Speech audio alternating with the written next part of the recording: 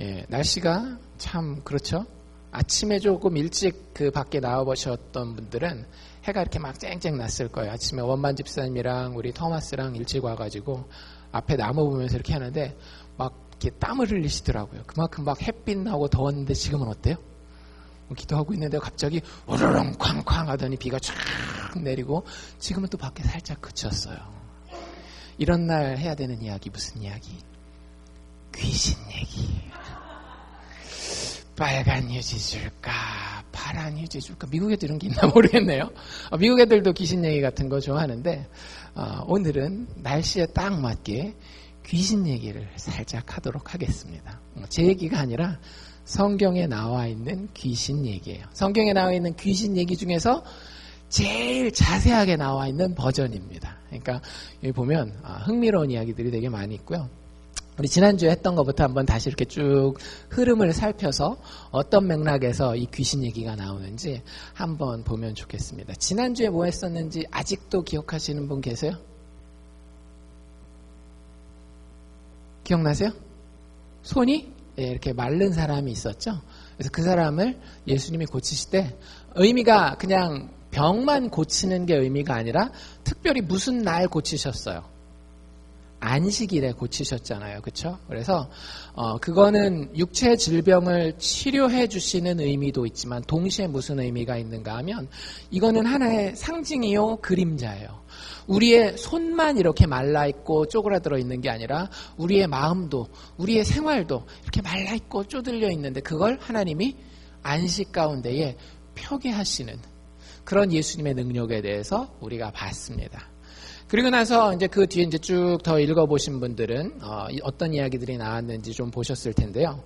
예수님이 그러고 난 다음에는 12명의 제자를 부르세요. 뭐 베드로라든지 안드레라든지 야고보, 요한, 뭐 나중에 가룟 유다까지 포함해서 12명의 제자를 부르시는 이야기가 3장의 뒷부분에 그렇게 나옵니다. 그리고 우리가 보지 않았던 4장 같은 경우는 예수님의 비유의 이야기들이 나와 있습니다. 우리가 잘 알고 있는 4가지 밭 비유 혹시 기억나세요? 사람의 영혼의 밭은 4가지 종류가 있다. 예수님이 그렇게 얘기하시죠. 하나는 길가 같은, 그래서 말씀을 듣지만 그냥 뭐 들은 척 많죠. 한 귀로 들어왔다 한 귀로 나가는 그런 마음밭이 있고요. 두 번째는 돌짝밭이 있다라 그랬어요. 처음에 막 들을 때는 와, 교회 오니까 좋은 얘기 잘 듣네, 기쁜데 어때요? 이것 때문에 불편하고 어렵고 이렇게 되니까 이제 포기해버리고 말라버리는 그런 마음밭이 있다라고 얘기를 하고, 세 번째는 가시떨기와 같은, 가시떨기 밑에 있는 그런 밭 같은 밭이 있는데 그 밭은 어떤 밭인가 하면 잘 듣긴 들었지만 세상에 욕심이 많아요. 아직도 재물에 대한 나의 꿈이 있어요. 그래서 그걸 갖다가 포기해버리고 믿음이 이렇게 더 자라지 못하는 그런 마음밭이 있다라고 얘기를 합니다. 마지막 4번째 밭은 어떤 밭인지 혹시 아세요? 좋은 밭이죠. 말씀이 떨어지면 그 말씀이 귀한 줄로 알고 받고 그 말씀대로 어떻게 해서든지 한번 묵상해보고 살아보려고, 그래서 하나님과 더 가까우려고 하는 그 사람, 30배, 60배, 100배의 열매를 맺는 풍성한 삶을 사는, 하나님과 동행하는 그런 밭이 있다라는 그런 비유의 이야기가 4장에 나와 있습니다. 그리고 난 다음에 등불의 비유라든지 씨가 크는 비유라든지, 겨자씨의 비유를 잘 알고 있죠. 작은 겨자씨가 큰 나무가 되는 것처럼 하나님 믿는 사람들이, 아니 하나님 나라 자체가 얼마나 우리가 지금은 못 느낀다 할지라도 영광스럽고 아름다운 것인지를 설명하는 그런 비유들이 4장에 나오고, 4장 맨 뒷부분에는 이제 예수님이 배 타고 가다가 바다를 잠잠케 하는 그런 이야기가 나옵니다. 그리고 오늘 5장 귀신 이야기로 연결되는 거예요. 그 배에서 그 파도를 잠잠케 하고 난 이후에 예수님께서 그 배에서 내리셨던 것 같아요. 그러니까 사건이 얼마 안 지나서 바로 연결돼서 이뤄지고 있습니다. 1절에 우리가 읽은 대로 보면 예수께서 그 바다 건너편에 거라사인의 지방이라는 곳에 이르렀다라고 이야기를 하고 있어요. 거라사라고 하는 말은 이 지명은 우리가 뭐 예루살렘, 베들레헴 이런 것처럼 많이 듣는 그런 지명은 아니에요. 딱 여기하고 누가복음하고 2군데만 딱 나옵니다. 그래서 거라사가 어딜까? 사실 학자들도 잘 몰라요. 이렇게 여기를 찍는 사람이 있고 저기를 찍는 사람이 있고 지도상에 거라사가 어딘지는 잘 모릅니다. 근데 정확하지는 않지만 대충 이 동네는 예수님이 가서는 안 되는 동네였어요. 그 당시 예수님은 어떤 사람이에요?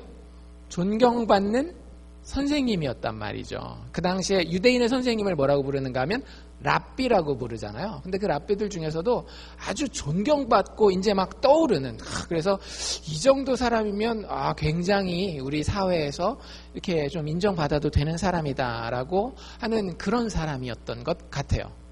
근데 예수님이 그 상황에서는 여기 가시면 안 돼요. 이유가 뭐냐 하면 이 거라사 지역이 10개 지역 중에 하나였습니다. 이 이야기가 끝나는 게 사실은 오늘 우리가 읽은 13절에서 끝나는 게 아니라 20절에서 끝나거든요.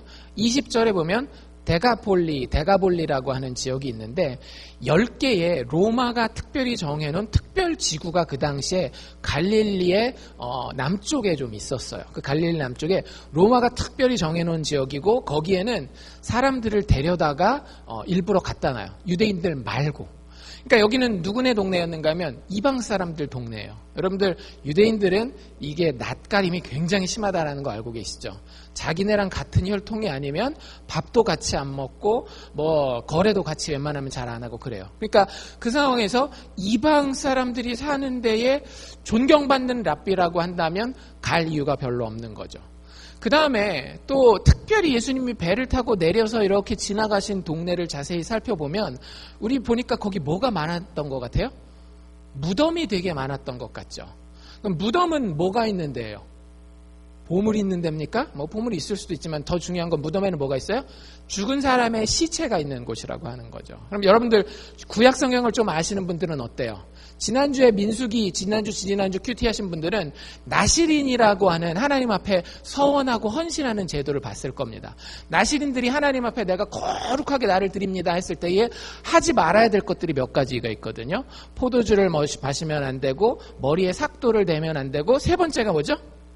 시체를 만지면 안 돼요. 심지어는 자기 가족의 시체라도 나시린 서원으로 내가 하나님 앞에 거룩히 구별했다라고 하면 시체를 만지면 안 돼요. 왜? 시체는 뭘 상징하기 때문에?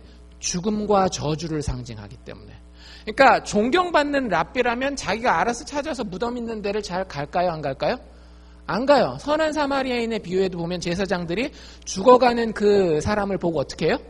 그냥 간 게 아니라 빙 돌아서 비켜서 가잖아요.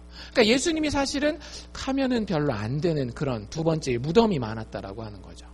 게다가 그 이야기 아까 우리가 읽은 데 마지막에 보면 그 동네에는 이 동물이 굉장히 많았어요. 무슨 동물이 많았나요? 돼지가 되게 많았습니다. 돼지 있는 게 별건가? 별거예요. 존경받는 유대인들은 돼지를 먹지 않습니다. 돼지고기를 유대인들은 먹지 않아요. 그리고 먹지만 않을 뿐만 아니라 우리가 그 누가복음 15장 할 때 탕자에 비유할 때도 어땠어요? 보면 유대인들은 돼지를 사실은 치지도 않아요.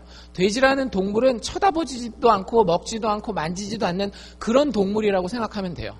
근데 예수님은 지금 그런 동물이 많은 그런 지역으로 일부러 찾아서 들어가고 있는 그런 모습을 보여주고 있죠. 이방 사람들 살고 무덤들 많고 돼지 키우는 그 동네에 예수님이 찾아가셨습니다. 거라사인의 지방이라고 하는 곳에. 게다가 거기서 딱 만나는 사람이 그 지역이 그렇게 좀 더럽고 지저분하고 그런 지역이지만 가서 좀 고상하고 괜찮은 사람을 만나면 좋은데 떡하니 가서 만나는 첫 번째 사람이 누구예요? 귀신 들린 사람을 만났어요. 그러니까 우리는 여기 보면 더러운 귀신 들린 사람이라고 이렇게 돼 있잖아요. 사실 그게 영어 번역본에 보면 evil spirit이라고 번역하는 성경도 있지만 unclean spirit이라고 돼 있는데 깨끗하지 못한 더러운, 이게 맞는 표현이에요. 더러운 영을 가진 그 사람이 와가지고 예수를 딱 만나는 거예요. 그러니까 재수의 오미부터도 아주 그냥 폭삭 붙은 거예요. 가지 말아야 될 곳에 만나지 말아야 될 사람을 지금 만나고 있는 겁니다. 예수님이 이 동네가 그런 동네라는 거 알았을까요? 몰랐을까요? 알으셨을 것 같아요. 아니, 알고 있었어요. 예수님이 가서 첫 번째 만날 사람이 이 더러운 귀신 들린 사람이라는 거 알고 있었을까요? 모르고 있었을까요? 알고 있었어요. 여러분들, 예수님이 뒤에 이야기 하나도 안 살펴봐도요. 거라사 지방에 찾아가서 더러운 귀신 들린 자를 만났다라는 것만으로도 우리에게 큰 은혜가 됩니다. 예수님은요, 생각지 못한 곳에 찾아가 생각지 못한 영혼들을 만나는 분이시라고 하는 거예요. 여러분들, 우리 주변에 혹은 나 스스로를 바라봤을 때에 도저히 소망 없는, 완전히 다 망가지고 지저분해진 그런 삶, 마음이 됐건 겉의 형편이 됐건 건강이 되었건 가정의 상황이 되었건 그런 상황 가운데 있는 사람들, 많은 사람들 어떻게 해요?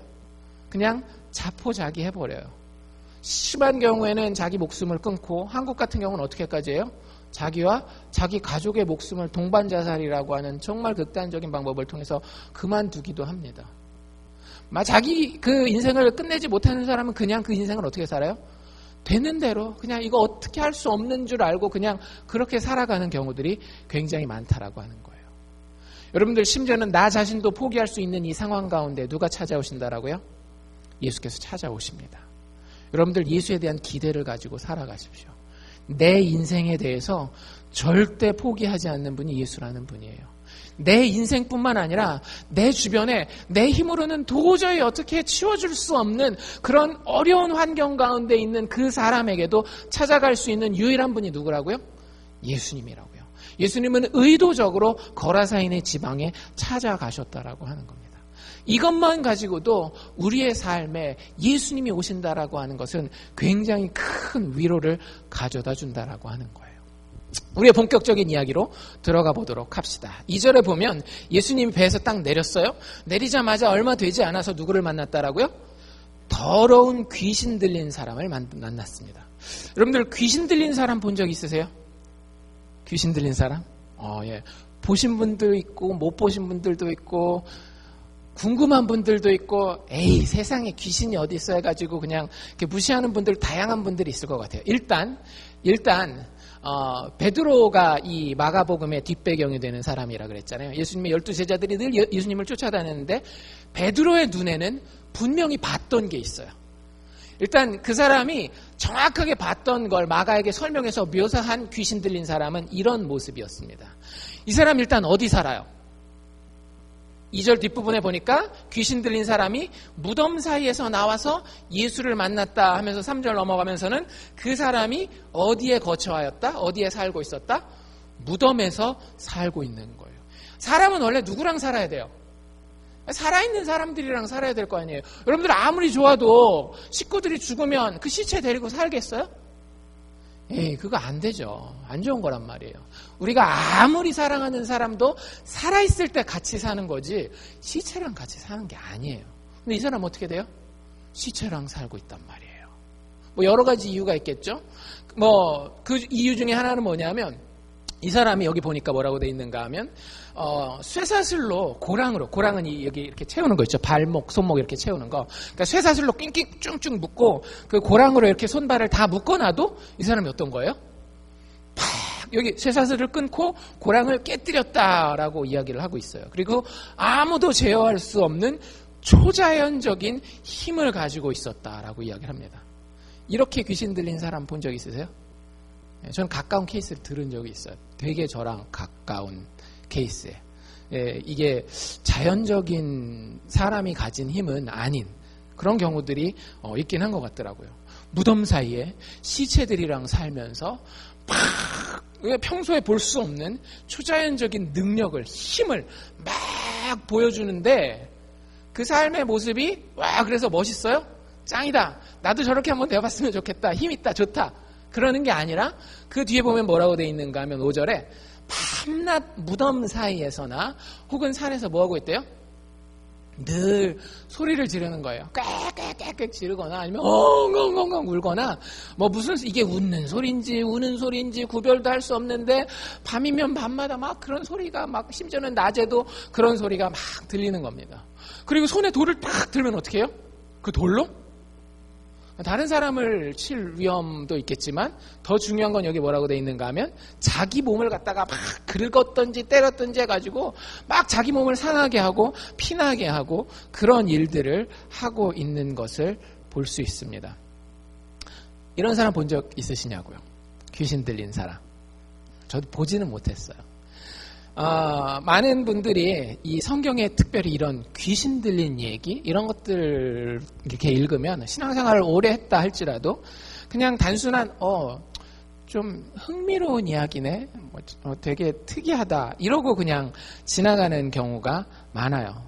이거는 옛날에나 있었던 얘기고 오늘 우리의 삶에는 별로 그런 정신병원에나 있는 사람들이나 혹시 그런 사람들 아닐까 이렇게 생각하고 오늘날에는 별로 그 큰 적용점이 없는 그런 이야기라고 생각하고 넘어갑니다.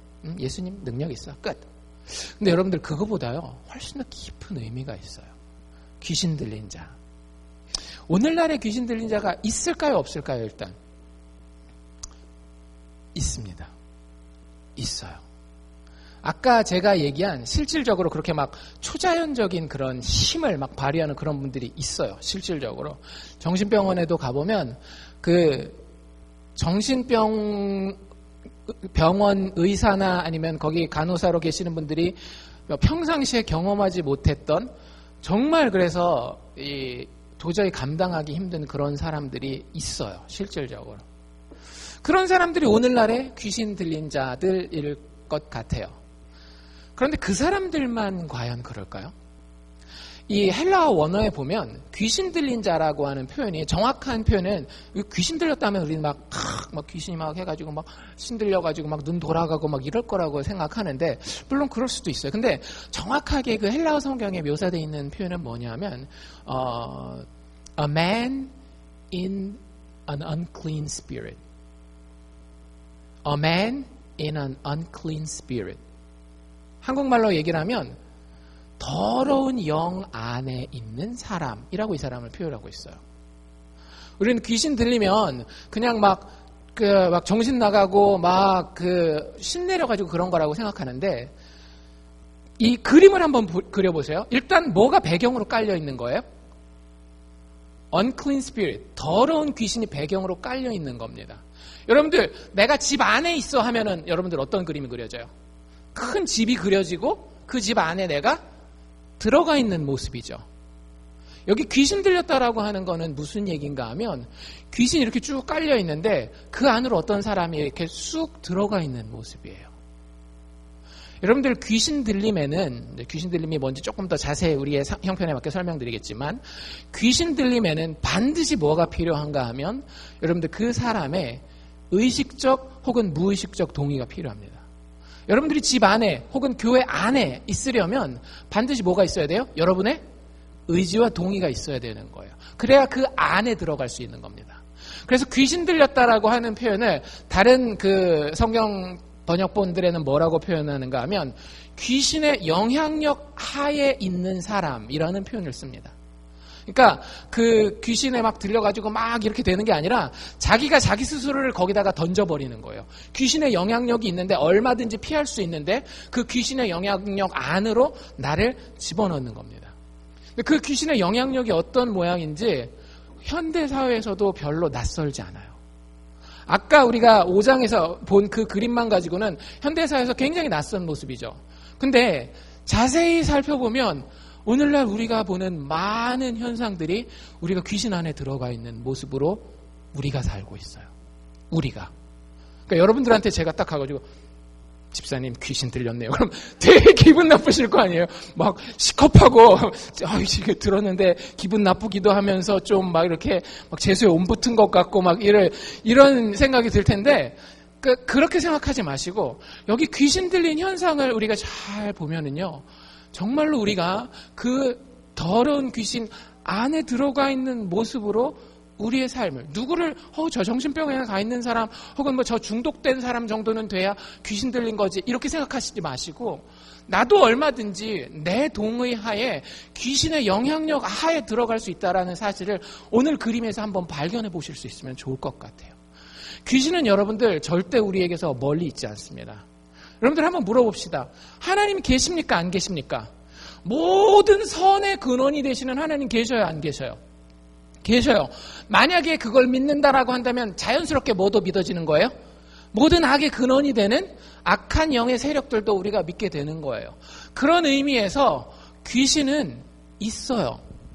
그런데 그 귀신이 우리의 삶에 영향을 끼치는 방법이 예수님 때하고 우리 때하고 달라요.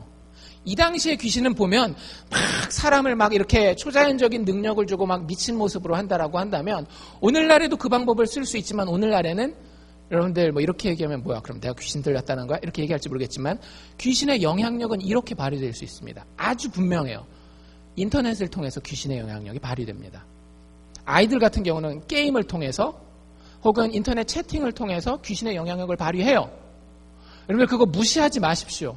생각해보세요. 우리 착한 아들이 우리 착한 딸이 이렇게까지 빠지다니 얘 개인 하나만 놓고 봤을 때는 정말 거기까지 갈 아이가 아니에요. 그런데 어떤 영향력이 있어서 거기에 자기를 기브인이라고 하거든요. 그냥 던져버리면은요 거기까지 가는 아이들을 우리가 많이 볼 수 있어요. 얘는 그럴 애가 아닌데 얘 맞아요. 그럴 애까지는 아니에요. 근데 거기까지 가는 일들이 많다니까요. 인터넷을 사용하고요. 게임을 사용하고 채팅을 사용해요. 때로는 우리 주변에 보는 TV, 영화, 정치, 내 주변의 친구들 다 사용할 수 있는 것이 악한 영의 세력들입니다. 하나님이 실제하는 것처럼 더러운 영의 세계도 실존하고 있어요. 우리가 생각하는 것처럼 바보 같거나 원시적이거나 무식하지만 않다라고 하는 걸 꼭 알고 계시라는 거예요. 막 밤에 와 귀신이다 이렇게만 나타나는 게 아니라고요. 정말 우리가 눈치채지 못할 정도로 아주 악한 마귀의 괴계라 그러잖아요. 성경에 보면 아주 진짜 기괴한 그런 모습으로 우리가 알아채지도 못하게 우리의 삶에 아주 밀접하게 역사하고 있어요. 깨어 있어야 하는 거예요. 봅시다. 이 사람이 어떻게 귀신 들렸는지. 어디 살았다라고요? 어디 살았어요? 무덤 사이에 살고 있지 않나요? 무덤 사이에 산다는 게 제가 아까 설명드렸는데 어디에 누구랑 사는 거라고요?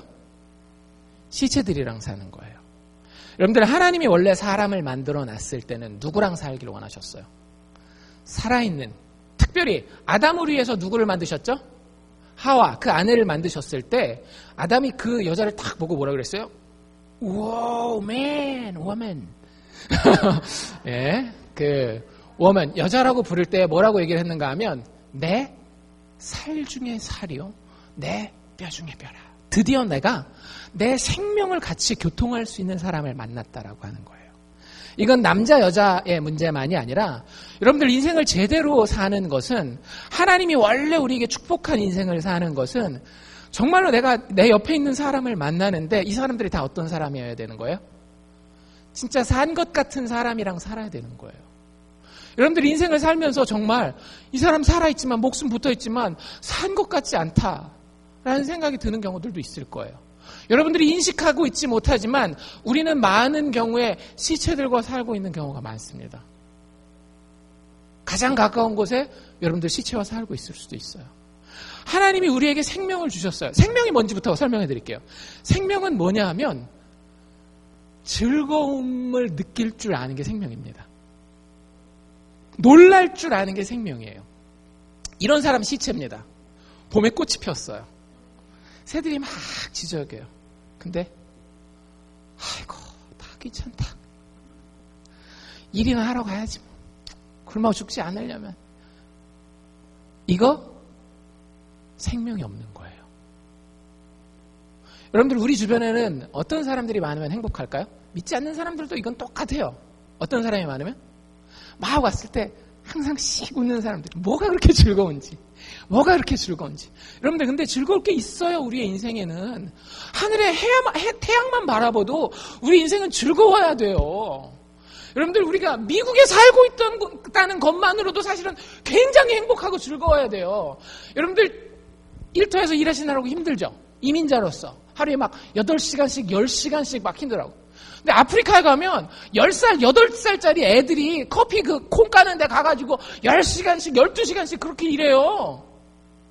우리는 그래도 그거보다는 낫잖아요. 걔네는 그리고 평생 동안 초콜릿 한 조각 못 먹고 죽는 애들이 많다니까요. 그럼 우리도 열심히 10시간, 12시간 일하면 어때요? 여기서 미국 사회에서. 좋은 집 사고, 좋은 차 타고 다니잖아요. 그러면 그 인생을 살면서 뭘 느끼는 게 정상적인 거예요? 감사와 기쁨과 좋다. 이런 감격이 있어야 되는 게 진짜 살아있는 거 아닌가요? 근데 우리 주변에 보면 어때요? 막 다 죽어있는 사람이에요. 육신의 생명은 숨쉬기 운동은 열심히 잘하는데 하나님이 원래 이야기하는 그 생명이 없는 우리는 무덤들 사이에서 살고 있는 사람들이에요. 여러분들 그러다 보면 어떻게 되는지 아세요? 시체들 옆에 살면 나도 시체처럼 살게 돼요. 그러지 않나요? 주변에 그런 사람들이 쫙 허다하잖아요? 나도 시체처럼 살게 돼요. 나도 아이고 해 떴나 보다. 전 달인가 보다. 왜 이렇게 화나냐. 어두우면 좋겠는데 푹 자게. 그냥 그렇게 살아요. 소망이 어딨냐. 내 나이가 지금 몇이고 애들이나 그냥 좀 잘 커줬으면 좋겠고 그냥 그런 얘기로 끝나버리는 거예요.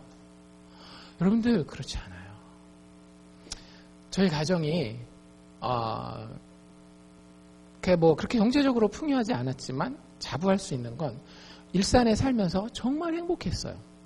일산에 얘기를 몇 번 들으신 분들도 있겠지만 지하에서 살 때 겨울만 되면 방 하나 하고 방 두 개 마루가 있는 그 창고를 개조해서 만든 곳에서 살았거든요. 곰팡이가 방에는 쫙 껴요. 그래서 우리 다 그 겨울에는 마루에서 자야 돼요. 지하 창고 바닥이죠. 창고 바닥. 근데 너무너무 행복했어요. 진짜 모든 저희 수아주아 친구들은 저희 아이들을 굉장히 부러워했습니다. 이유가 뭐냐면 엄마 아빠가 그 창고 바닥에다가 숨겨놓은 다이아몬드가 있었거든요.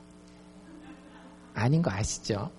다이아몬드 한 번도 숨겨놓을 만한 다이아몬드를 본 적도 없어요. 산에 가고 저희 산이 아니에요. 나라의 산. 정발산이라고 하는 그 산에 이렇게 올라가고 약수터 가잖아요. 그러면 사실 저는 좀 이렇게 좀 비관적인 사람이에요. 세상을 바라볼 때 인생 별거 좀 저는 그래요. 저희 집 여자들이 좀 에너지가 있어요. 그래서 이렇게 산에 가다가 꽃이 이렇게 펴있는 거 조그만 거 펴있는 거 보잖아요. 와 꽃이 예쁘다 그래요. 수아나 주아나 또 아내 같은 경우도 그런 얘기를 해요. 그러면 제 마음 가운데 어떤 마음이 들까요? 진짜 꽃이 예쁜가? 나도 한번 확인해 봐야 되겠는 거예요. 찬찬히 보고 있잖아요. 처음에는 잘 몰라요. 근데 찬찬히 보고 있으면은요, 생명이라는 게 이런 거구나. 그러니까 그 꽃의 생명을 이야기를 하는 게 아니에요. 우리 주변에는 여러분들 이미 하나님이 허락해 주신 축복들이 너무나 많습니다. 에덴 동산에는 선악을 알게 하는 나무 말고 얼마나 많은 축복의 과실들이 많이 있었는지 몰라요.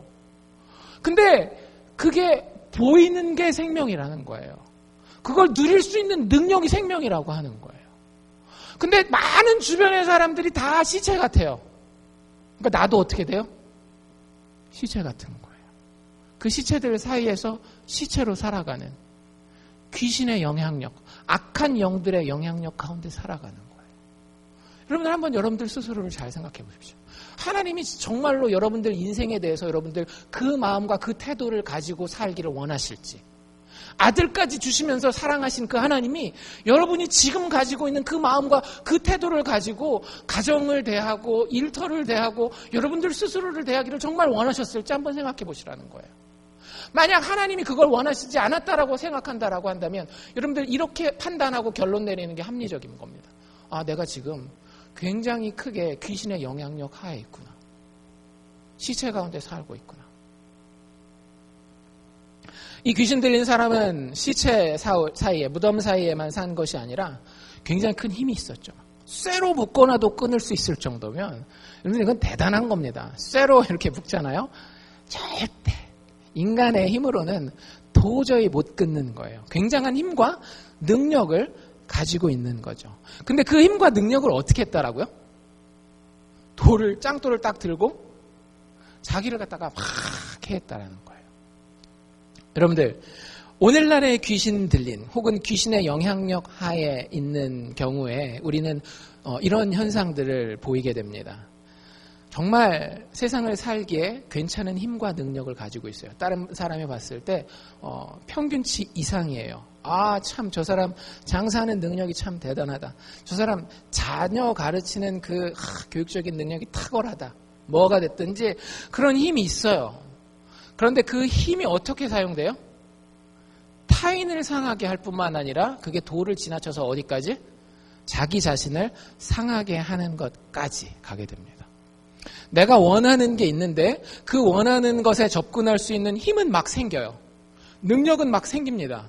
현대사회 같은 경우는 많은 사람들이 이 능력을 공유해요. 교육을 잘 받고 경제적으로 접근할 수 있는 접근성이 좋았기 때문에. 그래서 그 힘과 능력을 가지긴 가지는데 거기에서 그 힘과 능력을 통해서 아름다운 창조와 회복의 일이 일어나는 것이 아니라 혼란과 누군가를 해치는, 심지어는 자기 자신을 상하게 하는 그런 일들이 일어나요. 그러지 않나요? 많은 경우에 돈 많이 가진 사람들이 어떻게 해요? 그 돈 가지고 자기 주변에 있는 사람들 장난치지 않나요? 돈 많으면 여러 여자랑 살면 돼요, 안 돼요? 돈이 많고 적고랑 상관없는 거 아닌가요? 한 남자에 한 여자, period. 끝이에요. 여러분들 그게 좋은 겁니다. 성경적인 거고. 어떻게 한 남자만 가지고 만족합니까? 한 여자만. 여러분들 그게 귀신의 영향력이에요. 영화가 아무리 그렇게 얘기를 하더라도, 아무리 소설책이 여러분들과 여러분들 자녀에게 그렇게 가르쳐도 그건 귀신의 영향력이에요. 그런 삶 가운데에 돈 가지고 어떻게 해요? 흔히 얘기하는 나를 떠시죠. 돈 가지고. 남을 해치는 거예요. 그 사람이 정말로 그 사람이 돈이 없다면 그 사람한테 와가지고 그렇게 종처럼 그럴까요? 절대 그러지 않아요. 돈이 있는데 돈을 가지고 그 사람의 도덕을, 그 사람의 인간성을 갖다가 아주 그냥 삐뚤어 놓는 거예요. 그게 귀신의 영향력입니다. 그러다 보면 어떻게 돼요? 여러분들 그렇게 여러 여자를 거느리는 돈에 힘이 있는 사람이 끝이 좋은 사람 본 적 있어요? 없습니다. 역사를 읽어보십시오. 장담할 수 있습니다. 역사를 읽어보십시오. 자기에게 그 돈의 힘이 있어서, 그 돈의 권세가 있어서, 능력이 있어서 그거 가지고 다른 사람들을 해코지하고 사용하고 그랬었던 사람들은요, 결국에는 그 돈으로 인해서 자기까지 돈이라고 하는 그 힘으로 자기를 들이다 치는 거예요. 그 사람 옆에 좋은 사람이 나만 하겠어요? 안 나만 하겠어요? 나만 날 리가 없죠. 그 사람이 힘 가지고 하는 게 옆에 주변 사람들을 해치는 건데 그 사람 옆에 누가 붙어 나겠어요? 여러분들 단지 돈만 얘기하는 게 아닙니다. 육신의 건강도 마찬가지고요. 여러분들이 혹시 우리 학생들 같은 경우는 좋은 학교를 간다라고 하면 여러분들이 가지게 되는 경력, 학력 이런 것들도 다 마찬가지예요. 그런 것들이 다 남과 나를 해치고 내가 뛰어난 자리에 있지만 그것이 다른 사람들에게 도움이 되지 않고 오히려 그것이 무엇인가를 망가뜨리는 잠깐의 쾌락은 있지만 궁극적으로는 결국에는 망가뜨리고 무질서를 가지고 오는 것이라고 한다면 여러분들 그건 귀신의 영향력 하에 지대하게 영향을 받고 있는 겁니다. 그 상황에 있는 사람들이 그걸 잘 알까요? 모를까요? 돈 많은 분들 중에 제가 가끔씩 기회가 있어서 그거에 대해서 그렇게 사시면 안 됩니다라는 얘기를 넌지시 돌려드릴 때가 있어요. 넌지시. 보통 돈이 많으면 연세도 있으시잖아요. 그러니까 한국적인 입장에서 제가 아무리 목사라도 이렇게 막 이렇게 얘기는 못합니다. 넌지시 이렇게 돌려서 얘기를 해드릴 때가 있어요. 대부분의 경우 어떤 현상이 벌어질까요? 남의 얘기하는 줄 알아요. 대부분의 경우 그렇죠. 그런 사람 남의 얘기하는 줄 알아요. 그래서 귀신 들린 자를 여러분들 요즘식으로 좀 제일 알아듣게 쉽게 표현한다면요. 하나님 보시기에 제정신 차리지 못한 사람. 제정신이 아닌 사람. 우리 도박 빠져 있는 사람. 애들 게임에 빠져 있고 막 그러면 저놈 제정신이 아니야 이렇게 얘기를 하잖아요. 제정신이 아니에요. 왜? 누구 정신이니까 이제. 귀신의 정신이니까. 자발적으로 자기가 귀신한테 자기 정신을 갖다 바친 거예요. 자기 정신을 바치면 어떻게 될까요? 삶의 모습도 똑같이 자기가 바친 자가 원하는 모습으로 나오게 돼 있어요. 타인과 자신을 상하게 하는. 그런데 누구만 몰라요? 자기만 모르고 자기만 안 불편한 것 같아요. 그렇지 않아요. 참 불쌍한 사람입니다. 여기 나와 있는 이 귀신 들린 사람. 그런데 그 불쌍한 모습이 오늘날을 살고 있는 우리에게도, 심지어는 교회 안에 들어와 있는 우리에게도 있을 수 있다라고 하는 사실을 우리가 꼭 짚고 넘어가야 될 필요가 있는 거예요. 어쨌든 이 예수님을 만났을 때 어떤 일이 벌어지는지 한번 봅시다. 7절에 보면 6절부터 보면 그가 멀리서 예수를 보고 달려와서 절하였다라고 얘기를 해요. 아마 배에서 내렸을 때 이 사람과 예수님의 거리는 조금 있었던 것 같아요. 근데 어떻게 하죠?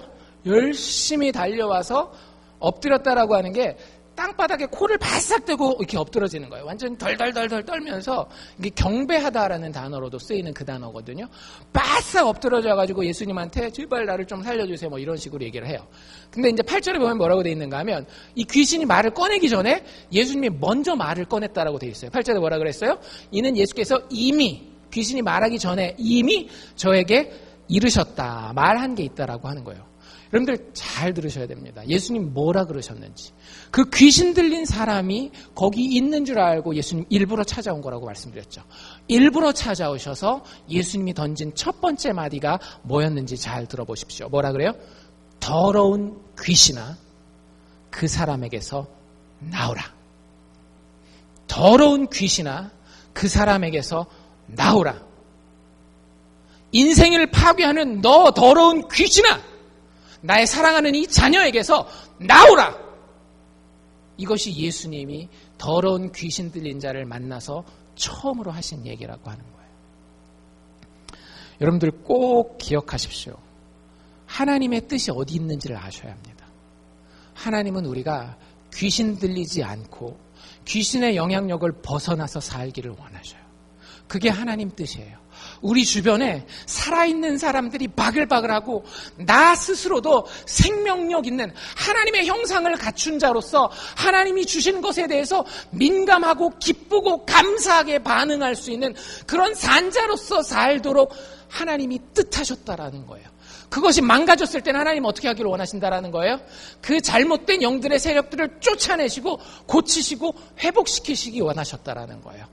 랍비가 유대 거룩한 랍비가 가지 않아도 되는 그곳에 그 위험을 무릅쓰고 그 욕먹을 것을 무릅쓰고 그 한 사람의 망가진 더러운 귀신 들린 삶을 회복시키기 위해서 예수님이 직접 찾아가셔서 더러운 귀신아 그 사람에게서 나오라 라고 하고 있는 거예요. 여러분들 여러분들 삶을 향해서도 예수님 똑같이 이야기하고 계십니다. 더러운 귀신아 나오라. 여러분들 그 예수님의 명령과 꾸짖으심을 붙드시기를 바랍니다. 예수님이 여러분들을 꾸짖으실 때 여러분들을 꾸짖는 건지 아니면 여러분들이 거하고 있는 그 귀신을 꾸짖고 있는 건지 분명히 좀 구분하세요. 예수님은 여러분들이 망하지 않기를 원하세요. 누가 망하기를 원하는 거예요? 여러분들을 망하게 하고 있는 그 더러운 귀신의 세력을 망하게 하기를 원하는 거예요. 그래서 여러분들을 어디로 초대하려고? 생명의 자리로, 아름다움의 자리로, 하나님의 그 창조의 능력의 자리로 우리를 초대하기를 원하시는 겁니다. 그래서 첫 마디가 더러운 귀신아 그 사람에게서 나오라 이렇게 얘기를 하는 거예요. 귀신이 어떻게 합니까? 이 귀신이 하는 말이 참 재밌어요. 7절에 이렇게 얘기를 하죠. 지극히 높으신 하나님의 아들 예수여, 나와 당신과 무슨 상관이 있습니까? 원컨대 하나님 앞에서 맹세하고 나를 괴롭게 마옵소서. 지금 게임을 보면 완전히 일방적인 게임인 거 보이세요? 누가 누구를 아주 코너에다가 몰아놓고 팍팍팍팍 때리고 있는 거예요. 예수님이 이 더러운 귀신을 코너에다가 몰아놓고 그냥 거의 KO 당하기 바로 직전까지 몰고 가고 있는 거예요. 귀신 쫓는 거 여러분들 본 적 있으십니까? 기도원 생활을 좀 오래 해보신 분들은 좀 봤을 텐데. 못 보셨어요? 한 번도? 이렇게 기도원 가면 이렇게 쫓아요. 딱. 여러분들 텔레비전에 보시는 분들 이렇게 쫓는 사람도 있어요. 딱. 사람들이 이렇게 앞에 줄 서서 탁 나와요. 그러면 탁 나오면 어떻게 해요? 퍽! 그러면 어떻게 해요? 퍽! 뒤로 쓰러집니다. 물론 그게 가짜일 수도 있고 진짜일 수도 있어요. 여러분들. 그걸 너무 우리가 막 그냥 이렇게 한쪽으로 판단하기는 힘든데 그런 식으로 쫓아요. 더러운 귀신아 나사렛 예수의 이름으로 물러갈지어다 막 해가지고 가끔 가다가 뉴스에 어떤 뉴스 나와요? 그래서 귀신 쫓다가 죽었더라. 여러분들 진짜 나와요. 사이비처럼 이렇게 하면 귀신 더러운 귀신아 나가라고 밀었어요. 밀었는데 안 넘어져요. 그럼 어떻게 해요? 쓰러뜨려야 될 거 아니에요. 제가 아는 케이스들은 어떻게 하냐면, 암이 있는, 암 같은 경우 이제 그런 거 많이, 암병도 이것도 귀신의 역사다 막 이래가지고, 암병도 귀신 쫓는다 그래가지고, 그 암이 목에 있으면 피부 있으면 아니면 위에 있으면 위에 해가지고 거기를 갖다가, 귀신 너 내가 괴롭게 한다 해가지고 막 때려요. 그러다 죽는 거예요. 여러분들이 모르는 그런 종교의 깊은 세계들이 여기저기 기도원에서 일어납니다. 어쨌든 그런 식으로 해요. 근데 귀신 쫓는 게 기독교에만 있는 건 아니거든요.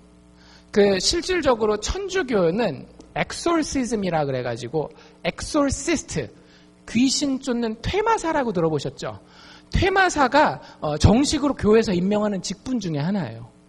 그러면 거기에 이게 기도문이 쭉 있습니다.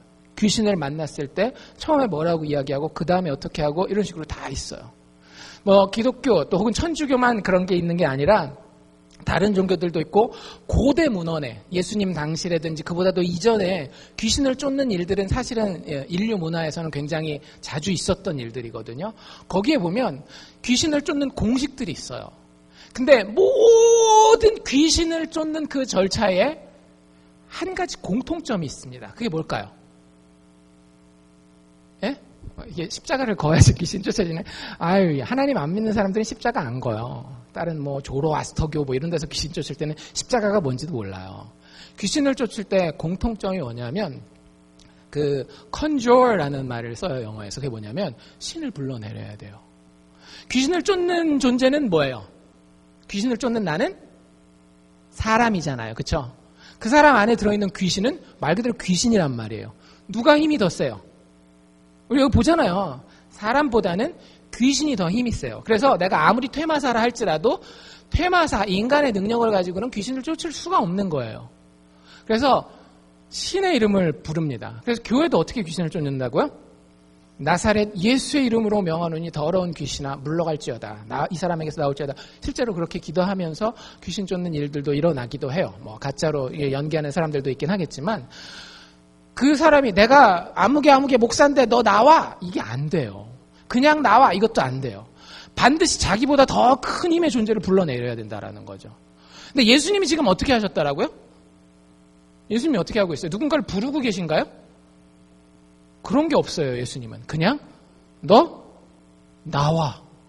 끝이에요. 근데 진짜 재밌는 건 뭐냐 하면 누가 이름을 부르고 있는가 하면 이 귀신이 하나님을 부르고 있어요.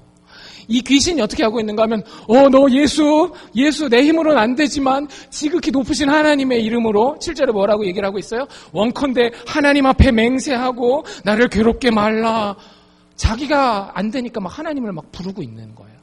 진짜 코미디 중에 코미디예요.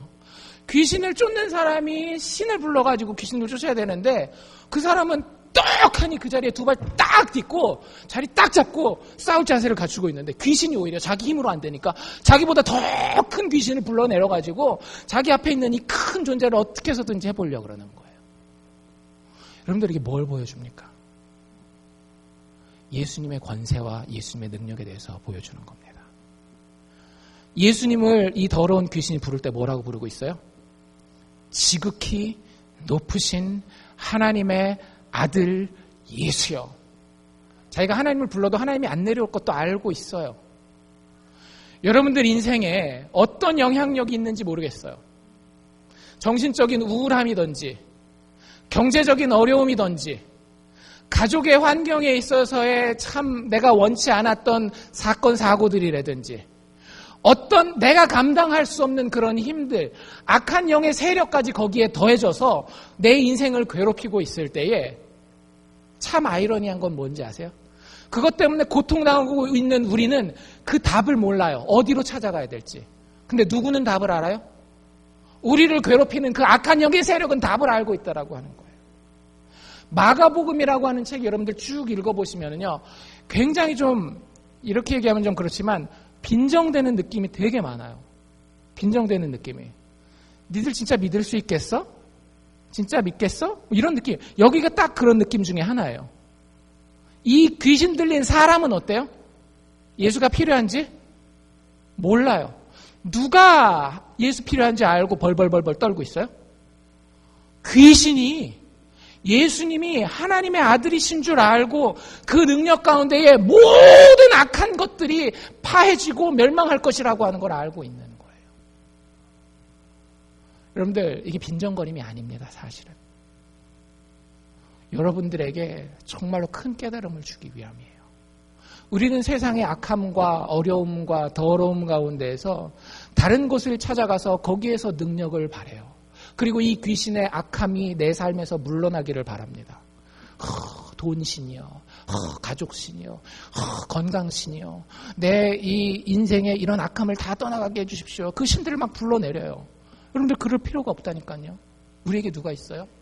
십자가에 달려 죽으시고 다시 살아나신 예수 그리스도, 지극히 높으신 하나님의 아들 예수가 우리를 위해서 이미 그 악한 세력을 다 쫓아낼 마음을 가지고 이 땅에 오셨더라고요.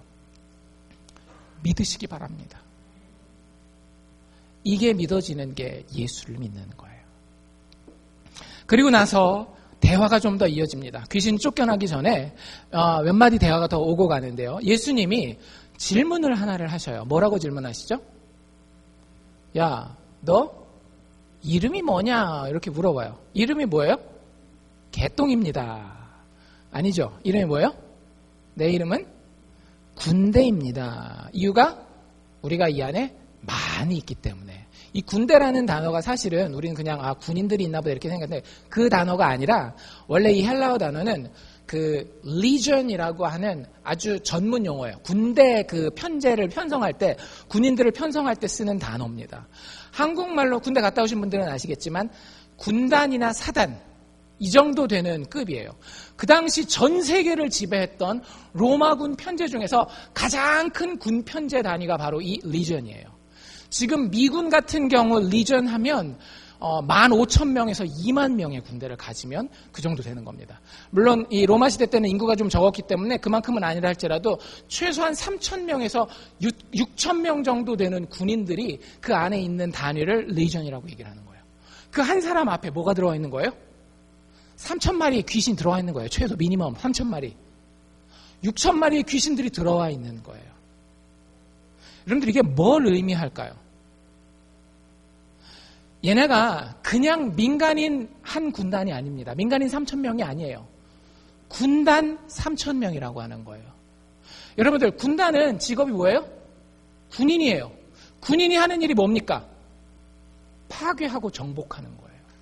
여러분들 여기 이 리전이라고 하는 이 이름은 그 당시에 사람들이 들었을 때 치를 떠는 이름이었습니다. 역사를 한번 공부해 보십시오. 로마군이 얼마나 잔인했는지. 그들이 가지고 있는 전투 무기와 전략에 따라서 자신들이 파괴하고자 하는 그 정복지에 들어가면 여기 지금 이 거라사라고 하는 이 지방도 그렇게 파괴되었던 아픈 기억을 가지고 있는 거예요. 로마 군단이 쳐들어와서 자기들을 자근자근 밟아내요. 심지어 심각한 경우에는 예수님 오시기 몇십 년 전에는 이 로마 군에게 대항했다는 이유로 양쪽 길에다가 6,000명을 갖다가 십자가 처형을 시킨 일이 있습니다.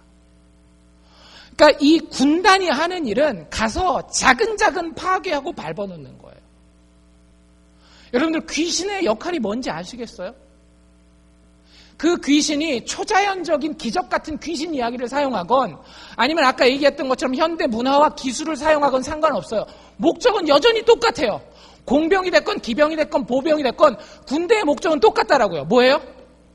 정복자를 파괴하고 거기를 정복하고 차근차근 밟아놓는 거예요. 이 사람의 인생을 보면 그렇지 않나요? 차근차근 밟혀 있는 그런 인생 아닌가요? 그리고 자기가 그렇게 밟혀 있는지도 모르고 사는? 어쩌면 이 사람은 이게 처음에 좋았을런지도 몰라요. 왜? 뭐 힘이 있으니까 다른 사람이 해도 빡 하고 봤지. 근데 여러분들 그 많은 힘과 능력을 가지고 그 군대 귀신이 들어왔지만 결국 그 군대 귀신은 그 사람의 자아를 잃어버리게 만들었지 않나요? 이름 물어봤는데 자기 이름을 얘기를 하는 게 아니라 누구 이름을 얘기를 해요? 귀신의 이름으로 대답하고 있는 거 아니에요. 여러분들 오늘날에 많은 사람들이 그렇습니다. 실질적으로. 여러분들 정말로 하나님 앞에 사람들 앞에 여러분 스스로로 불리고 있습니까? 아니면 여러분들 주변에 있는 귀신의 이름으로 불리고 있습니까? 당신 이름이 뭡니까? 저는 어디 사장님입니다. 당신의 이름은 뭡니까? 저는 어느 그 학교의 선생님입니다. 당신의 이름은 뭡니까? 저는 아이들을 아주 잘 키우고 있는 누구누구 엄마입니다. 아빠입니다. 자기가 나오는 것이 아니라 뭐가 나와요? 자기 주변에 하나님이 별로 그렇게 중요하지 않게 생각하는 그것들이 자신의 정체성으로 나와버리는 거예요. 그걸 목적으로 귀신의 세력은 우리 주변에 와서 우리를 유혹하고 싸우자라고 싸움을 걸고 있는데 우리는 어떻게 한다라고요? 가서 그냥 그대로 대주는 거예요. 와서 정복하십시오. 그 정도 힘을 우리가 같이 누릴 수 있으면 괜찮을 것도 같네요. 이러면서 우리 스스로를 다 내주고 있는 거라고요. 예수님이 귀신의 이름을 알았을까요? 몰랐을까요? 알았을 거예요. 왜 물어보셨을까요? 그 귀신의 이름을 누구 보고 들으라고? 우리 들으라고. 여러분들, 우리가 맞닥뜨리고 있는 우리의 현실 세상은 영의 눈으로 바라봤을 때에 정말로 치열한 영적 전투의 현장이고, 그 우리의 대적되는 악한 귀신의 세력들은 우리가 생각하는 것보다도 훨씬 더 많아요.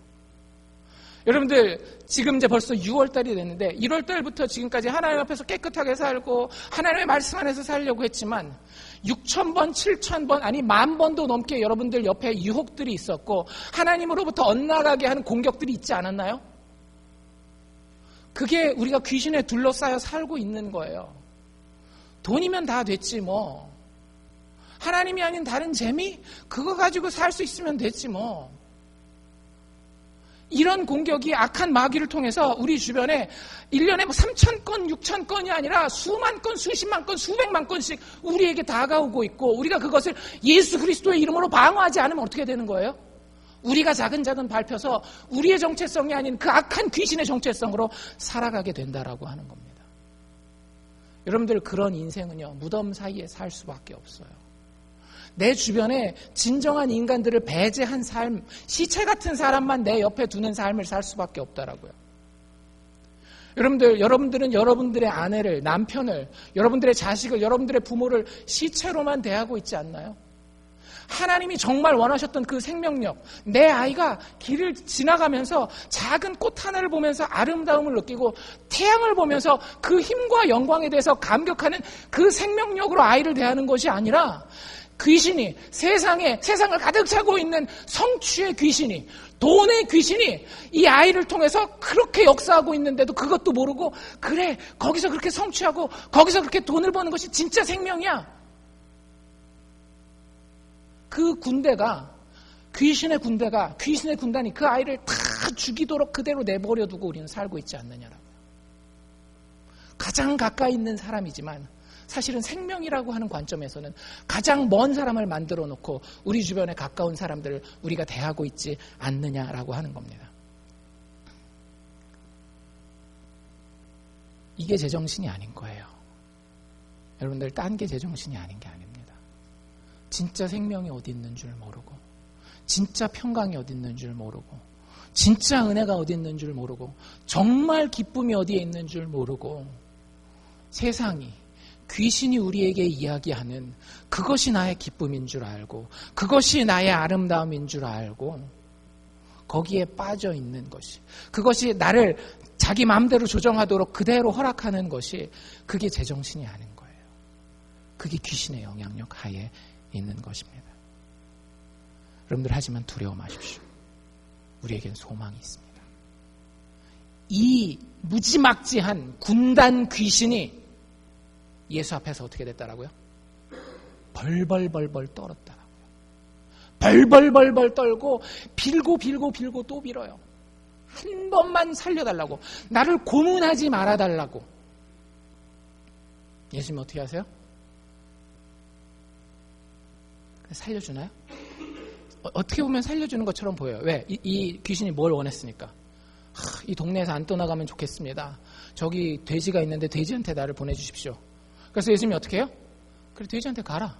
어떤 일이 벌어집니까? 귀신들이 우르르르 나가가지고 돼지한테 쏙 들어가서 막 경사지를 내려가더니 바다에 2,000마리가 다 빠져 죽는 거예요. 여러분들, 돼지는 아까도 얘기했지만 부정함의 상징입니다. 하나님의 깨끗함, 하나님의 생명을 저항하는 그 돼지들이 다 어떻게 되고 있어요? 악한 영의 세력과 함께 바다에 빠져서 죽어요. 여러분들, 우리가 방금 읽은 이 구절 앞에 무슨 이야기가 나왔다라고요? 예수님께서 바다를 잠잠케 하는 얘기가 나왔죠. 성경에서 바다는 상징적인 의미가 있습니다. 하나님의 최후 심판의 자리예요. 그리고 다니엘서에 보면 그 괴물들이 막 이렇게 나오거든요. 그 괴물들이 다 어디서 나올까요? 바다에서 나와요. 예수님 어떻게 하시는 거예요? 니들 바다에서 나왔어? 다시 바다로 들어가. 모든 혼돈과 파괴를 말씀 한마디로 그 사람에게서 나오라라고 하는 말씀 한마디로 하나님의 창조의 아름다움과 영광으로 회복시키고 있는 모습을 예수님이 보여주고 있는 겁니다. 그 앞에서 꼼짝도 못하고 더러운 돼지에게 합하여져서 저 밑에 깊은 하나님의 최종 심판을 상징하는 바닷속에 빠져가지고 몰살되어 죽게 되는 더러운 귀신의 역사가 하나님이 하나님 백성들에게 허락하는 최우승이라고 하는 사실을 여러분들 기억하실 수 있기를 바랍니다. 그래서 우리는 십자가를 바라봐야 돼요. 십자가의 죽음과 부활을 바라봐야 돼요.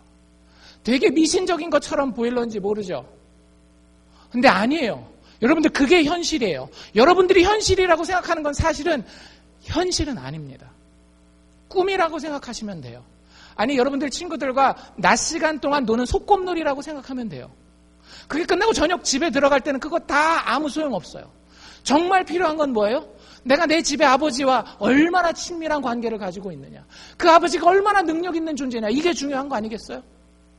우리 하나님이 예수 그리스도를 통해서 자신의 사랑을 증명하신 하나님이 바로 그 하나님이고 집에서 우리를 기다리고 계시다라고 하는 거예요. 말로만? 아니에요. 말로 역사하셨지만 여러분들 마지막 예수의 삶을 바라보십시오.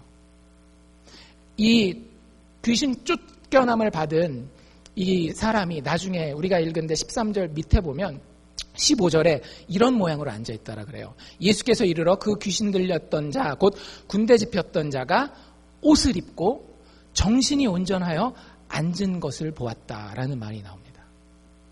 여러분들 예수의 인생의 마지막이 어땠을까요? 예수의 인생의 마지막은 십자가에 올라가서 우리의 귀신의 세력, 그 모든 악의 세력을 자신이 온몸으로 감당하여 싸워 이기기 위해서 우리의 옷을 단정하게 입히기 위해서 예수님은 십자가 위에서 벌거벗고 죽으셨습니다. 우리가 정말로 더 이상은 무덤 사이에서 소리 지르고 엉엉 울지 않게 하기 위해서 예수님은 십자가에서 나의 하나님 어찌하여 나를 버리셨나이까라고 자기가 스스로 울으셔야 됐어요. 그렇게 십자가 위에서 예수님은 모든 악의 세력들을, 악의 능력들을, 악의 그 파괴적인 힘들을 자기의 생명을 다해 대가를 치르시고 싸워 이겨내셨다라고 하는 것이 성경의 메시지입니다.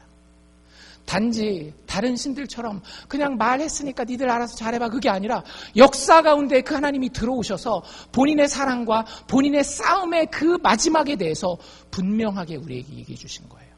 내가 그 싸움을 다 치렀고 그 대가를 다 치렀으니 너희가 그 믿음 하나만 가지고 내 앞에 엎드리도록 하여라.